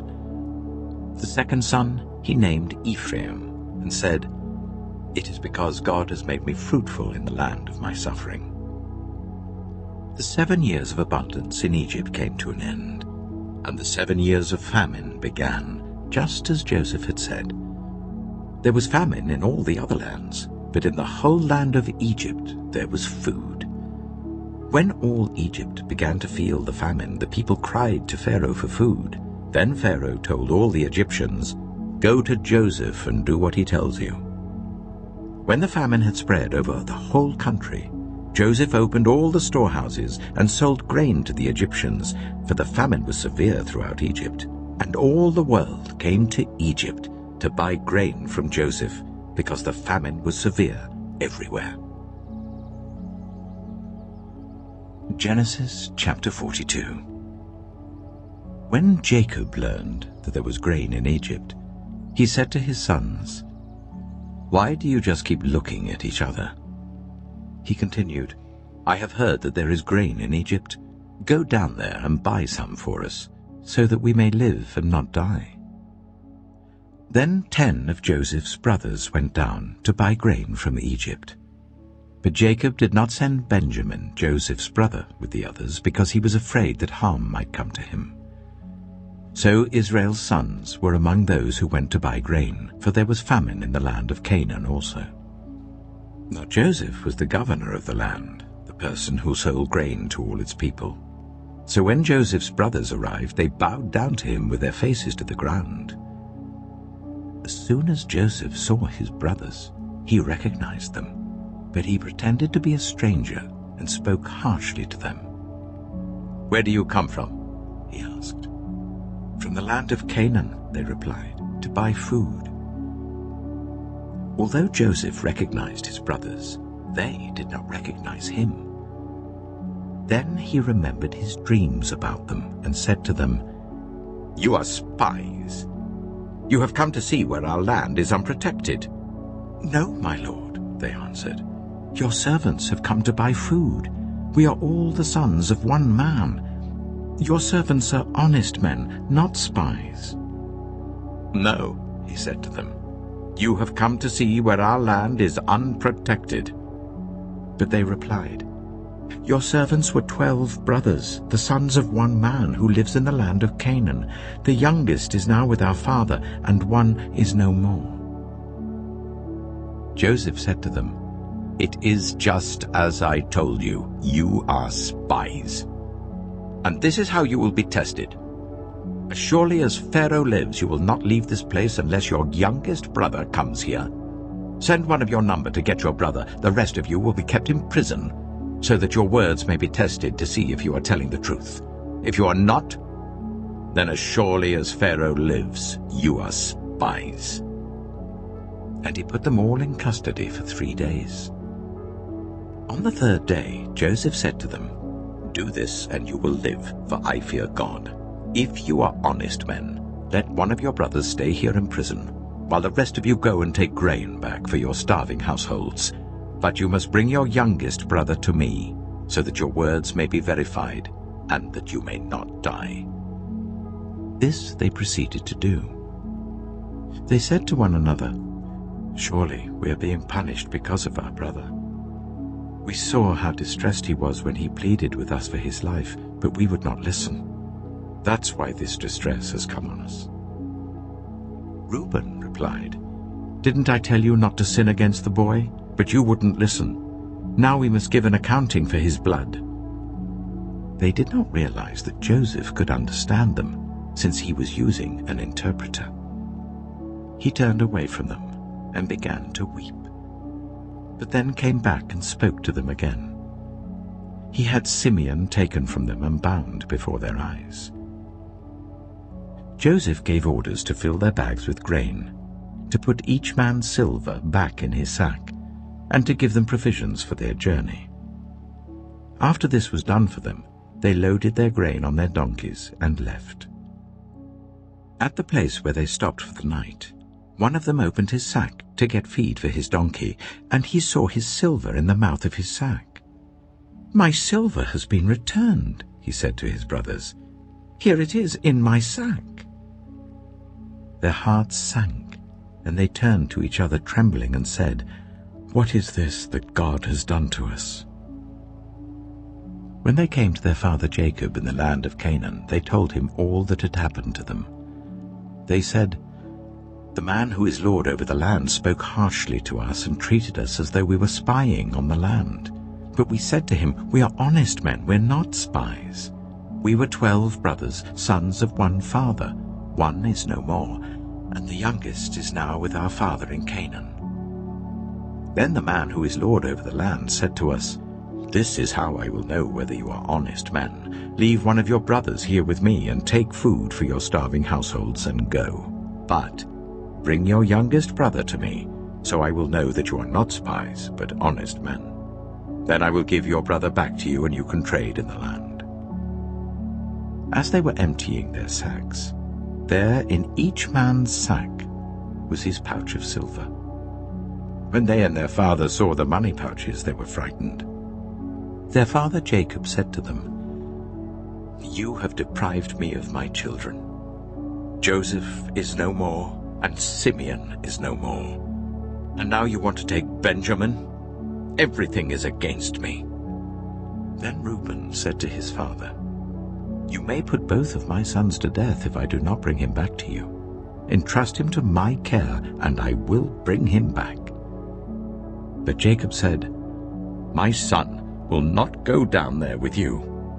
His brother is dead, and he is the only one left. If harm comes to him on the journey you are taking, you will bring my gray head down to the grave in sorrow.'" Genesis chapter 43. Now the famine was still severe in the land. So when they had eaten all the grain they had brought from Egypt, their father said to them, "Go back and buy us a little more food." But Judah said to him, "The man warned us solemnly, 'You will not see my face again unless your brother is with you.' If you will send our brother along with us, we will go down and buy food for you. But if you will not send him, we will not go down, because the man said to us, 'You will not see my face again unless your brother is with you.'" Israel asked, "Why did you bring this trouble on me by telling the man you had another brother?" They replied, The man questioned us closely about ourselves and our family. "Is your father still living?" he asked us. "Do you have another brother?" We simply answered his questions. How were we to know he would say, "Bring your brother down here"? Then Judah said to Israel his father, "Send the boy along with me, and we will go at once, so that we and you and our children may live and not die. I myself will guarantee his safety. You can hold me personally responsible for him. If I do not bring him back to you and set him here before you, I will bear the blame before you all my life. As it is, if we had not delayed, we could have gone and returned twice." Then their father Israel said to them, "If it must be, then do this. Put some of the best products of the land in your bags and take them down to the man as a gift. A little balm and a little honey, some spices and myrrh, some pistachio nuts and almonds. Take double the amount of silver with you, for you must return the silver that was put back into the mouths of your sacks. Perhaps it was a mistake. Take your brother also, and go back to the man at once.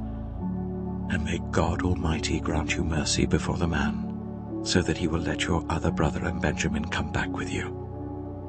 As for me, if I am bereaved, I am bereaved." So the men took the gifts and double the amount of silver, and Benjamin also. They hurried down to Egypt and presented themselves to Joseph. When Joseph saw Benjamin with them, he said to the steward of his house, "Take these men to my house, slaughter an animal and prepare a meal. They are to eat with me at noon." The man did as Joseph told him and took the men to Joseph's house. Now the men were frightened when they were taken to his house. They thought, "We were brought here because of the silver that was put back into our sacks the first time. He wants to attack us and overpower us and seize us as slaves and take our donkeys." So they went up to Joseph's steward and spoke to him at the entrance to the house. "We beg your pardon, our lord," they said. "We came down here the first time to buy food, but at the place where we stopped for the night we opened our sacks and each of us found his silver, the exact weight, in the mouth of his sack. So we have brought it back with us. We have also brought additional silver with us to buy food. We don't know who put our silver in our sacks." "It's all right," he said. "Don't be afraid.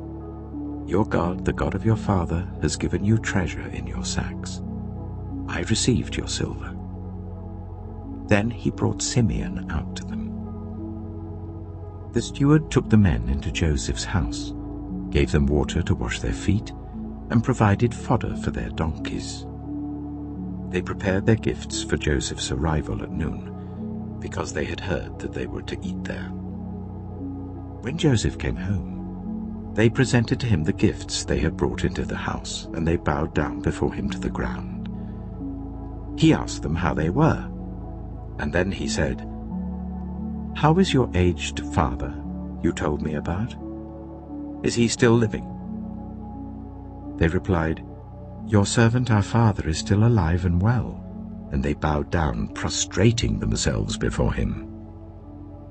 As he looked about and saw his brother Benjamin, his own mother's son, he asked, "Is this your youngest brother, the one you told me about?" And he said, "God be gracious to you, my son." Deeply moved at the sight of his brother, Joseph hurried out and looked for a place to weep. He went into his private room and wept there. After he had washed his face, he came out and, controlling himself, said, "Serve the food." They served him by himself, the brothers by themselves, and the Egyptians who ate with him by themselves, because Egyptians could not eat with Hebrews, for that is detestable to Egyptians. The men had been seated before him in the order of their ages, from the firstborn to the youngest, and they looked at each other in astonishment. When portions were served to them from Joseph's table, Benjamin's portion was 5 times as much as anyone else's. So they feasted and drank freely with him. Genesis chapter 44. Now Joseph gave these instructions to the steward of his house. Fill the men's sacks with as much food as they can carry, and put each man's silver in the mouth of his sack. Then put my cup, the silver one, in the mouth of the youngest one's sack, along with the silver for his grain. And he did as Joseph said. As morning dawned, the men were sent on their way with their donkeys. They had not gone far from the city when Joseph said to his steward, "Go after those men at once, and when you catch up with them, say to them, 'Why have you repaid good with evil? Isn't this the cup my master drinks from, and also uses for divination? This is a wicked thing you have done.'" When he caught up with them, he repeated these words to them. But they said to him, "Why does my lord say such things? Far be it from your servants to do anything like that. We even brought back to you from the land of Canaan the silver we found inside the mouths of our sacks. So why would we steal silver or gold from your master's house?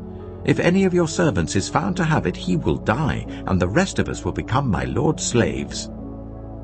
"Very well then," he said, "let it be as you say. Whoever is found to have it will become my slave. The rest of you will be free from blame." Each of them quickly lowered his sack to the ground and opened it. Then the steward proceeded to search, beginning with the oldest and ending with the youngest. And the cup was found in Benjamin's sack. At this they tore their clothes. Then they all loaded their donkeys and returned to the city. Joseph was still in the house when Judah and his brothers came in, and they threw themselves to the ground before him. Joseph said to them, "What is this you have done? Don't you know that a man like me can find things out by divination?" "What can we say to my lord?" Judah replied. "What can we say? How can we prove our innocence? God has uncovered your servant's guilt. We are now my lord's slaves, we ourselves and the one who was found to have the cup." But Joseph said, "Far be it from me to do such a thing. Only the man who was found to have the cup will become my slave. The rest of you, go back to your father in peace." Then Judah went up to him and said, "Pardon your servant, my lord. Let me speak a word to my lord. Do not be angry with your servant, though you are equal to Pharaoh himself. My lord asked his servants, 'Do you have a father or a brother?' And we answered, 'We have an aged father, and there is a young son born to him in his old age. His brother is dead, and he is the only one of his mother's sons left, and his father loves him.' Then you said to your servants, 'Bring him down to me so I can see him for myself.' And we said to my lord, 'The boy cannot leave his father. If he leaves him, his father will die.' But you told your servants, 'Unless your youngest brother comes down with you, you will not see my face again.' When we went back to your servant my father, we told him what my lord had said. Then our father said, 'Go back and buy a little more food.' But we said, 'We cannot go down. Only if our youngest brother is with us will we go. We cannot see the man's face unless our youngest brother is with us.' Your servant my father said to us, 'You know that my wife bore me 2 sons. One of them went away from me, and I said, "He has surely been torn to pieces," and I have not seen him since. If you take this one from me too, and harm comes to him, you will bring my gray head down to the grave in misery. So now, if the boy is not with us, when I go back to your servant my father, and if my father, whose life is closely bound up with the boy's life, sees that the boy isn't there, he will die. Your servants will bring the gray head of our father down to the grave in sorrow.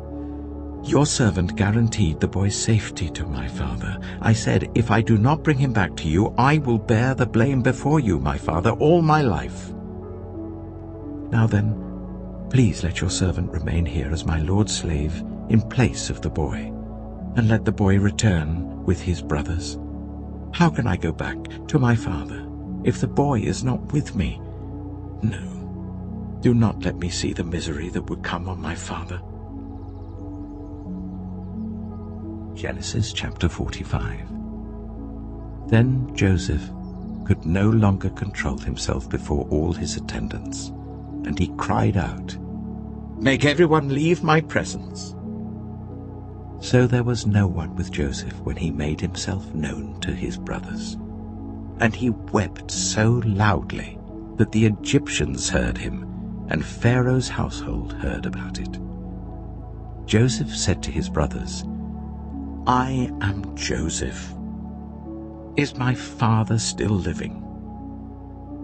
But his brothers were not able to answer him, because they were terrified at his presence. Then Joseph said to his brothers, "Come close to me." When they had done so, he said, "I am your brother Joseph, the one you sold into Egypt. And now do not be distressed, and do not be angry with yourselves for selling me here, because it was to save lives that God sent me ahead of you. For 2 years now there has been famine in the land, and for the next 5 years there will be no plowing and reaping. But God sent me ahead of you, to preserve for you a remnant on earth, and to save your lives by a great deliverance. So then it was not you who sent me here, but God. He made me father to Pharaoh, lord of his entire household and ruler of all Egypt. Now hurry back to my father, and say to him, 'This is what your son Joseph says. God has made me lord of all Egypt. Come down to me. Don't delay. You shall live in the region of Goshen and be near me, you, your children and grandchildren, your flocks and herds, and all you have. I will provide for you there, because 5 years of famine are still to come. Otherwise, you and your household and all who belong to you will become destitute. You can see for yourselves, and so can my brother Benjamin, that it is really I who am speaking to you. Tell my father about all the honor accorded me in Egypt and about everything you have seen, and bring my father down here quickly." Then he threw his arms around his brother Benjamin and wept, and Benjamin embraced him, weeping, and he kissed all his brothers and wept over them. Afterwards his brothers talked with him. When the news reached Pharaoh's palace that Joseph's brothers had come, Pharaoh and all his officials were pleased. Pharaoh said to Joseph, "Tell your brothers, do this. Load your animals and return to the land of Canaan, and bring your father and your families back to me. I will give you the best of the land of Egypt, and you can enjoy the fat of the land." You are also instructed to tell them, "Do this. Take some carts from Egypt for your children and your wives, and get your father and come. Never mind about your belongings, because the best of all Egypt will be yours." So the sons of Israel did this. Joseph gave them carts, as Pharaoh had commanded, and he also gave them provisions for their journey. To each of them he gave new clothing, but to Benjamin he gave 300 shekels of silver and 5 sets of clothes. And this is what he sent to his father: 10 donkeys loaded with the best things of Egypt, and 10 female donkeys loaded with grain and bread and other provisions for his journey. Then he sent his brothers away, and as they were leaving he said to them, "Don't quarrel on the way." So they went up out of Egypt and came to their father Jacob in the land of Canaan. They told him, "Joseph is still alive. In fact, he is ruler of all Egypt." Jacob was stunned.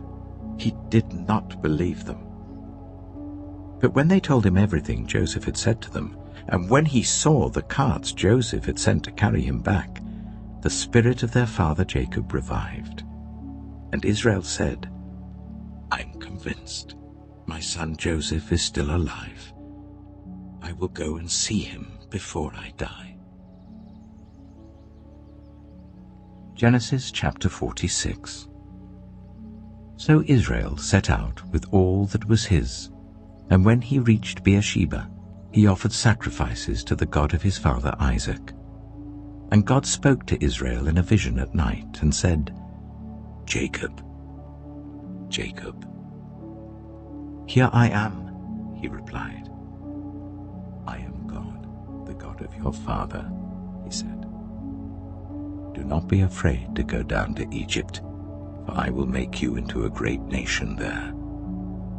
I will go down to Egypt with you, and I will surely bring you back again, and Joseph's own hand will close your eyes." Then Jacob left Beersheba, and Israel's sons took their father Jacob and their children and their wives in the carts that Pharaoh had sent to transport him.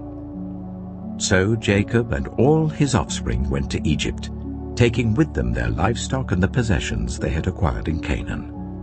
Jacob brought with him to Egypt his sons and grandsons and his daughters and granddaughters, all his offspring. These are the names of the sons of Israel, Jacob and his descendants who went to Egypt. Reuben, the firstborn of Jacob. The sons of Reuben: Hanok, Palu, Hezron, and Carmi. The sons of Simeon: Jemuel, Jamin, Ohad, Jachin, Zohar, and Shaul, the son of a Canaanite woman. The sons of Levi: Gershon, Kohath, and Merari. The sons of Judah: Onan, Shelah, Perez, and Zerah. But and Onan had died in the land of Canaan. The sons of Perez: Hezron and Hamul. The sons of Issachar: Tola, Pua, Jeshub, and Shimron. The sons of Zebulun: Sered, Elon, and Jahilel. These were the sons Leah bore to Jacob in Paddan Aram, besides his daughter Dinah. These sons and daughters of his were 33 in all. The sons of Gad: Zephon, Haggai, Shunai, Esbon, Eri, Erodai, and Arilai. The sons of Asher: Imnah, Ishva, Ishvi, and Beriah. Their sister was Sirah. The sons of Beriah: Heber and Malkiel. These were the children born to Jacob by Zilpah, whom Laban had given to his daughter Leah, 16 in all. The sons of Jacob's wife Rachel: Joseph and Benjamin. In Egypt, Manasseh and Ephraim were born to Joseph by Asenath, daughter of Potiphera, priest of On.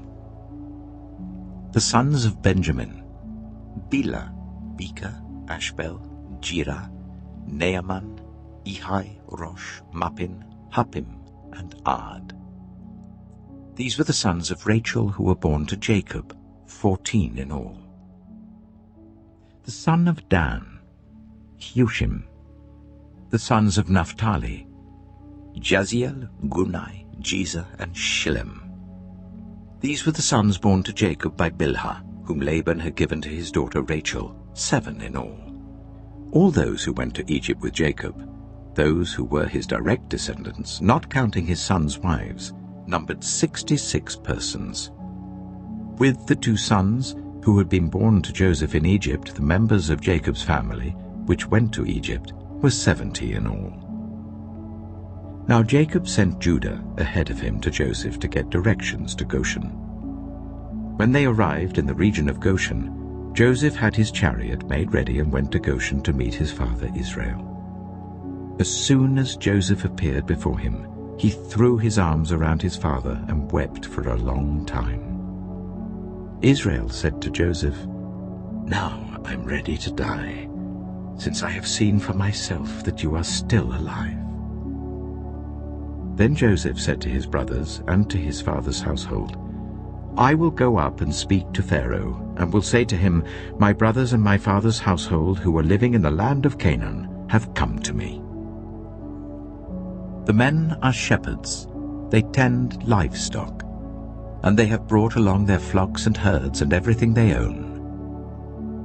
When Pharaoh calls you in and asks, 'What is your occupation?'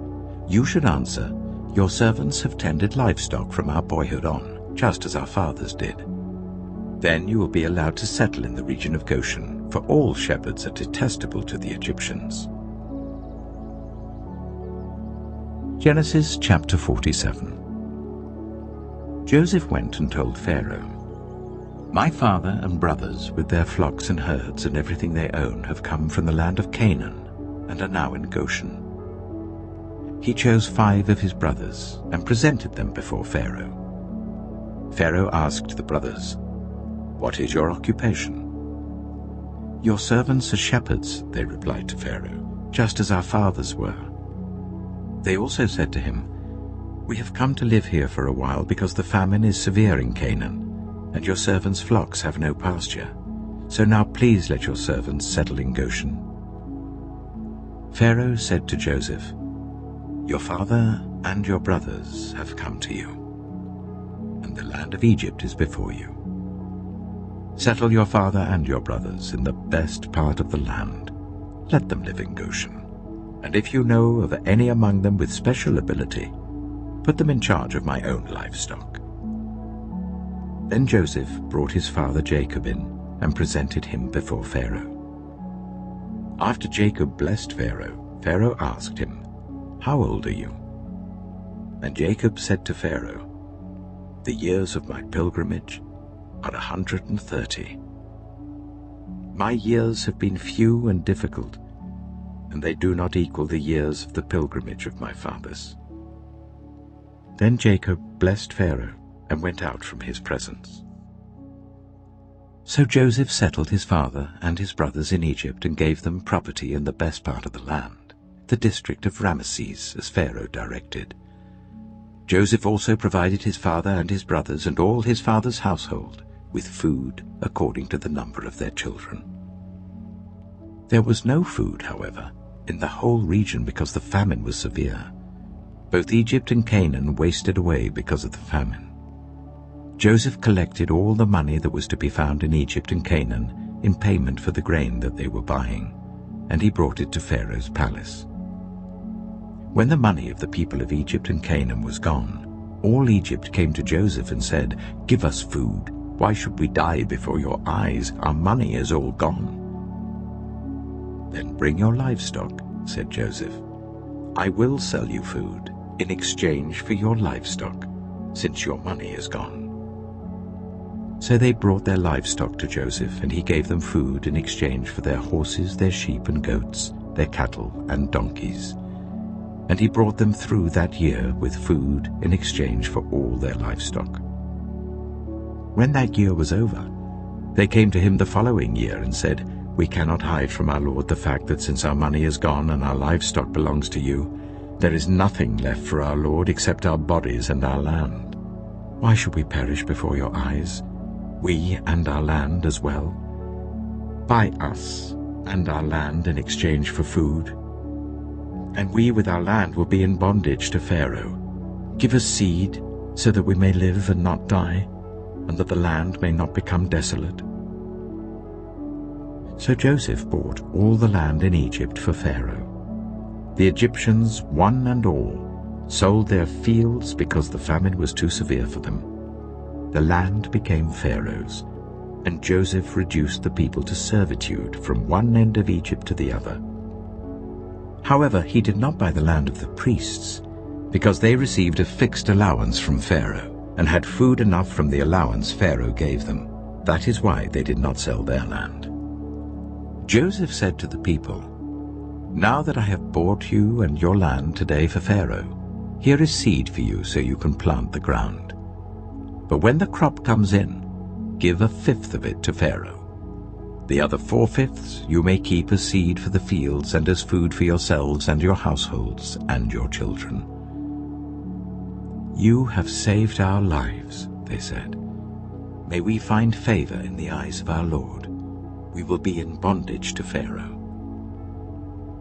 So Joseph established it as a law concerning land in Egypt, still in force today, that 1/5 of the produce belongs to Pharaoh. It was only the land of the priests that did not become Pharaoh's. Now the Israelites settled in Egypt in the region of Goshen. They acquired property there and were fruitful and increased greatly in number.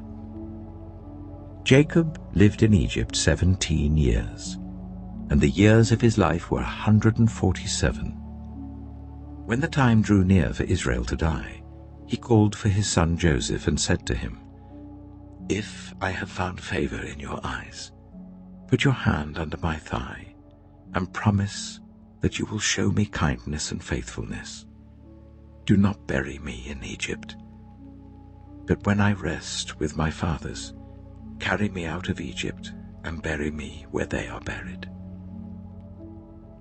"I will do as you say," he said. "Swear to me," he said. Then Joseph swore to him, and Israel worshipped as he leaned on the top of his staff. Genesis chapter 48. Sometime later Joseph was told, "Your father is ill." So he took his 2 sons, Manasseh and Ephraim, along with him.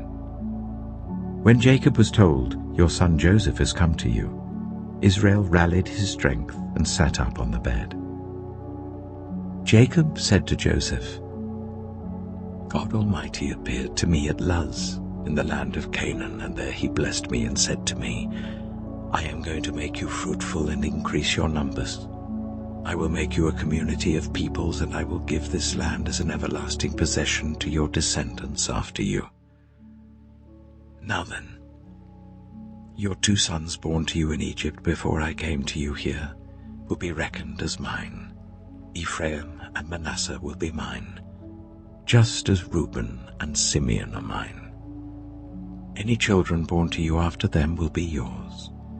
In the territory they inherit, they will be reckoned under the names of their brothers. As I was returning from Padan, to my sorrow, Rachel died in the land of Canaan while we were still on the way, a little distance from Ephrath. So I buried her there beside the road to Ephrath, that is Bethlehem." When Israel saw the sons of Joseph, he asked, "Who are these?" "They are the sons God has given me here," Joseph said to his father. Then Israel said, "Bring them to me so I may bless them." Now Israel's eyes were failing because of old age, and he could hardly see.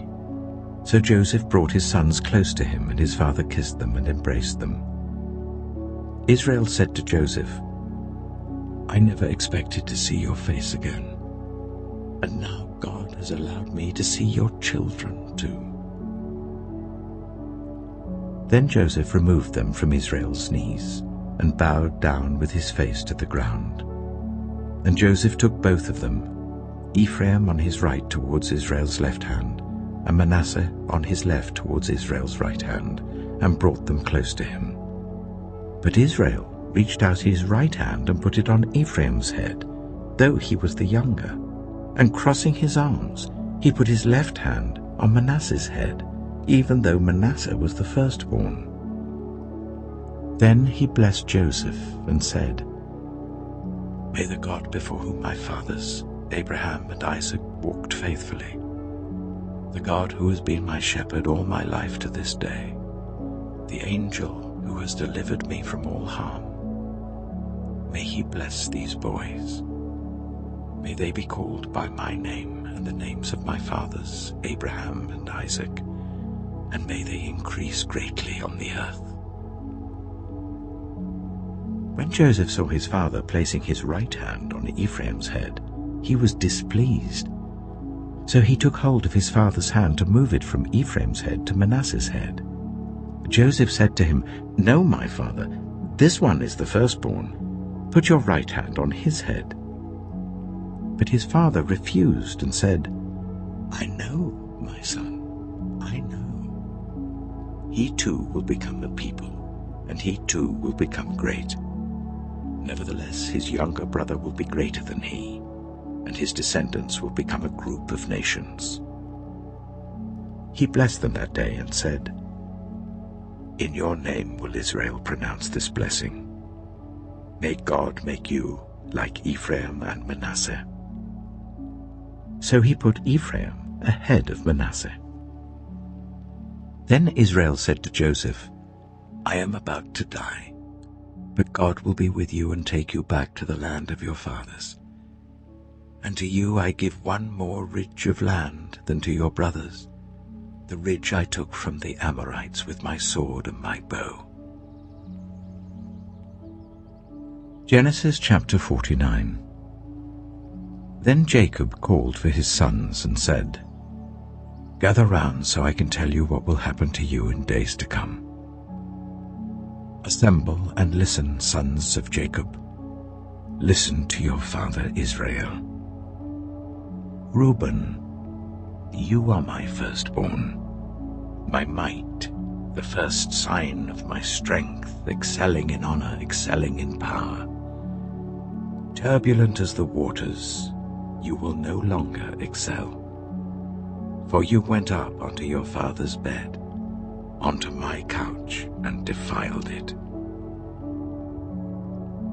Simeon and Levi are brothers. Their swords are weapons of violence. Let me not enter their council, let me not join their assembly, for they have killed men in their anger, and hamstrung oxen as they pleased. Cursed be their anger so fierce, and their fury so cruel. I will scatter them in Jacob and disperse them in Israel. Judah, your brothers will praise you. Your hand will be on the neck of your enemies. Your father's sons will bow down to you. You are a lion's cub, Judah. You return from the prey, my son. Like a lion he crouches and lies down like a lioness. Who dares to rouse him? The scepter will not depart from Judah, nor the ruler's staff from between his feet, until he to whom it belongs shall come, and the obedience of the nations shall be his. He will tether his donkey to a vine, his colt to the choicest branch. He will wash his garments in wine, his robes in the blood of grapes. His eyes will be darker than wine, his teeth whiter than milk. Zebulun will live by the seashore and become a haven for ships. His border will extend toward Sidon. Issachar is a scrawny donkey lying down among the sheepfolds. When he sees how good is his resting place and how pleasant is his land, he will bend his shoulder to the burden and submit to forced labor. Dan will provide justice for his people as one of the tribes of Israel. Dan will be a snake by the roadside, a viper along the path that bites the horse's heels so that its rider tumbles backward. I look for your deliverance, Lord. Gad will be attacked by a band of raiders, but he will attack them at their heels. Asher's food will be rich. He will provide delicacies fit for a king. Naphtali is a doe set free that bears beautiful fawns. Joseph is a fruitful vine near a spring, whose branches climb over a wall. With bitterness archers attacked him, they shot at him with hostility. But his bow remained steady, his strong arm stayed supple, because of the hand of the mighty one of Jacob, because of the shepherd, the rock of Israel, because of your father's God who helps you, because of the Almighty who blesses you with blessings of the skies above, blessings of the deep springs below, blessings of the breast and womb. Your father's blessings are greater than the blessings of the ancient mountains, than the bounty of the age-old hills. Let all these rest on the head of Joseph, on the brow of the prince among his brothers. Benjamin is a ravenous wolf. In the morning he devours the prey. In the evening he divides the plunder. All these are the 12 tribes of Israel, and this is what their father said to them when he blessed them, giving each the blessing appropriate to him. Then he gave them these instructions. I am about to be gathered to my people. Bury me with my fathers in the cave in the field of Ephron the Hittite, the cave in the field of Machpelah, near Mamre in Canaan, which Abraham bought along with the field as a burial place from Ephron the Hittite, There Abraham and his wife Sarah were buried. There Isaac and his wife Rebekah were buried. And there I buried Leah. The field and the cave in it were bought from the Hittites. When Jacob had finished giving instructions to his sons, he drew his feet up into the bed, breathed his last, and was gathered to his people. Genesis chapter 50. Joseph threw himself on his father and wept over him and kissed him. Then Joseph directed the physicians in his service to embalm his father Israel. So the physicians embalmed him, taking a full 40 days, for that was the time required for embalming, and the Egyptians mourned for him 70 days. When the days of mourning had passed, Joseph said to Pharaoh's court, "If I have found favor in your eyes, speak to Pharaoh for me. Tell him, my father made me swear an oath and said, 'I am about to die. Bury me in the tomb I dug for myself in the land of Canaan.' Now let me go up and bury my father. Then I will return." Pharaoh said, "Go up and bury your father, as he made you swear to do." So Joseph went up to bury his father. All Pharaoh's officials accompanied him, the dignitaries of his court and all the dignitaries of Egypt, besides all members of Joseph's household and his brothers and those belonging to his father's household. Only their children and their flocks and herds were left in Goshen. Chariots and horsemen also went up with him. It was a very large company. When they reached the threshing floor of Atad near the Jordan, they lamented loudly and bitterly, and there Joseph observed a 7-day period of mourning for his father. When the Canaanites who lived there saw the mourning at the threshing floor of Atad, they said, "The Egyptians are holding a solemn ceremony of mourning." That is why that place near the Jordan is called Abel Mizraim. So Jacob's sons did as he had commanded them. They carried him to the land of Canaan and buried him in the cave of the field of Machpelah near Mamre, which Abraham had bought along with the field as a burial place from Ephron the Hittite. After burying his father, Joseph returned to Egypt, together with his brothers and all the others who had gone with him to bury his father. When Joseph's brothers saw that their father was dead, they said, "What if Joseph holds a grudge against us and pays us back for all the wrongs we did to him?" So they sent word to Joseph, saying, "Your father left these instructions before he died. This is what you are to say to Joseph. I ask you to forgive your brothers the sins and the wrongs they committed in treating you so badly. Now please forgive the sins of the servants of the God of your father." When their message came to him, Joseph wept. His brothers then came and threw themselves down before him. "We are your slaves," they said. But Joseph said to them, "Don't be afraid. Am I in the place of God? You intended to harm me, but God intended it for good, to accomplish what is now being done, the saving of many lives. So then don't be afraid. I will provide for you and your children." And he reassured them and spoke kindly to them. Joseph stayed in Egypt, along with all his father's family. He lived 110 years and saw the 3rd generation of Ephraim's children. Also the children of Machir, son of Manasseh, were placed at birth on Joseph's knees.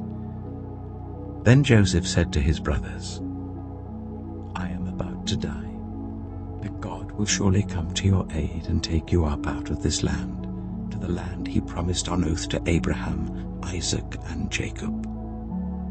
And Joseph made the Israelites swear an oath and said, "God will surely come to your aid, and then you must carry my bones up from this place." So Joseph died at the age of 110, and after they embalmed him, he was placed in a coffin in Egypt.